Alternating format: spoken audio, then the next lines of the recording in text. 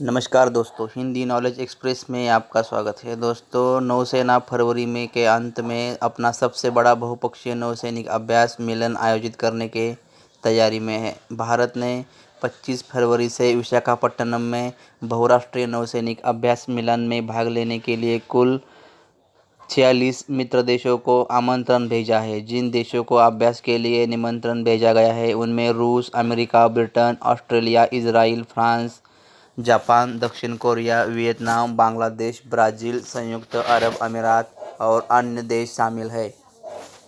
तो दोस्तों, हम आज की वीडियो में देखने वाले हैं कि ये मिलन अभ्यास क्या है, इसमें किस तरह से कंट्रियां भाग लेती है और किन किन मिसाइलों उपकरणों का प्रदर्शन इसमें होता है। तो दोस्तों, 2020 में कोरोना की वजह से ये अभ्यास नहीं हो पाया था। यह सबसे जटिल नौसैनिक अभ्यास है जो भारत की किसी भी अन्य देशों के साथ करता है। मिलान एक बहुपक्षीय युद्ध नौसैनिक अभ्यास है जिसे 1995 में शुरू किया था। उद्घाटन संस्करण में भारतीय नौसेना के अलावा इंडोनेशिया, सिंगापुर, श्रीलंका और थाईलैंड की नौसेनाओं ने इसमें भाग लिया था। तो दोस्तों, इस मिलन का भारत की दृष्टि से क्या महत्व है? विशेषज्ञ मानते हैं कि ये जो आयोजन है उपमहाद्वीप के समुद्र तटों में भारत की समुद्री श्रेष्ठता को दिखाने और उसकी समुद्री सुरक्षा के लिए महत्वपूर्ण है।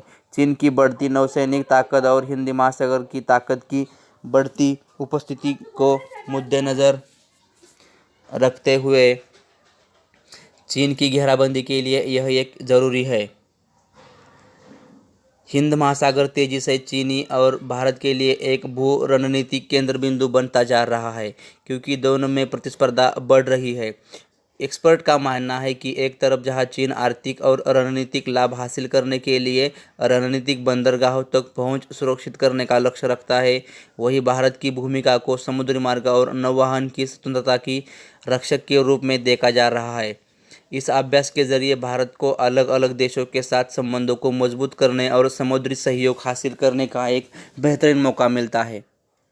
तो दोस्तों, इस बार में जो होने वाला है मिलन 2022 की, उसमें से हमको उम्मीद क्या है? इसमें लगभग 46 कंट्रियां भाग ले रही है। उसका एक प्रतिष्ठित समुद्री अभ्यास में रूपांतरित हो चुका है। नौसेना ने उम्मीद जताई है कि इस दौरान समुद्र में एक साथ परिचालन करने से सामाजिक और सांस्कृतिक आदान प्रदान सभी के लिए लाभकारी होगा। इससे भाग लेने वाले देशों की नौसेनाओं के बीच समुद्री सहायता बढ़ाने का रास्ता भी खुला होगा।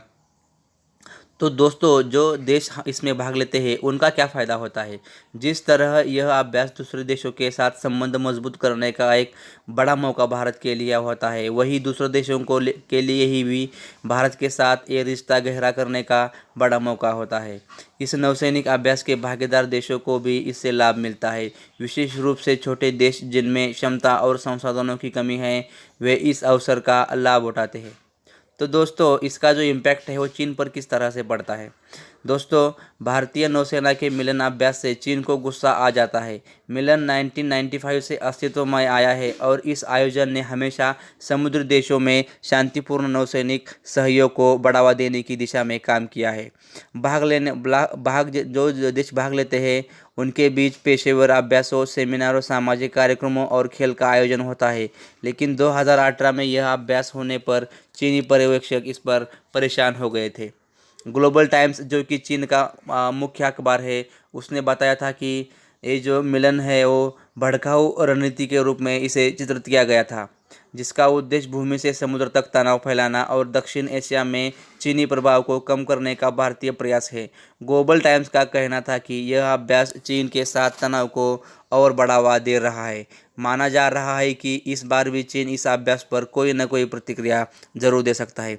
तो दोस्तों, किस तरह से चीन इस पर प्रतिक्रिया देता है ये भी हम अगली वीडियो में हम देखने वाले हैं, और मिलान के बारे में क्या क्या होता है ये भी हम आने वाली वीडियो में देखेंगे। तो दोस्तों, आपको वीडियो कैसा लगा मुझे कमेंट करके ज़रूर बताएं और मेरे वीडियो को लाइक करें, शेयर करें और चैनल को सब्सक्राइब करना ना भूलें। थैंक यू दोस्तों।